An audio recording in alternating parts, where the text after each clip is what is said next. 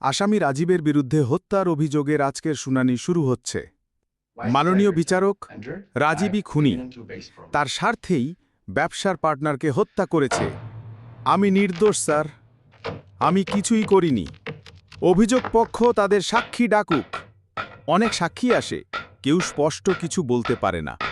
মাননীয় বিচারক, কোনো প্রমাণ নেই যে রাজীব খুনি। মাননীয় বিচারক, আমি কিছু বলতে চাই। আমি ঘটনাস্থলে ছিলাম, সব দেখেছি। আপনি কে? আমি পাশের মোড়ে চা বিক্রি করি, সেদিনও আমি দোকানে ছিলাম। রাজীবকে আমি খুনি হতে দেখিনি। খুনি ছিল তার এক কর্মচারী। আসামি রাজীব নির্দোষ প্রমাণিত হল। প্রকৃত খুনিকে খুঁজে বের করতে পুলিশকে নির্দেশ দেওয়া হলো। বাবা, আপনি না থাকলে আমি আজ সারা জীবনের জন্য অপরাধী প্রমাণিত হতাম। সে চাওয়ালার পা ধরে কাঁদছে।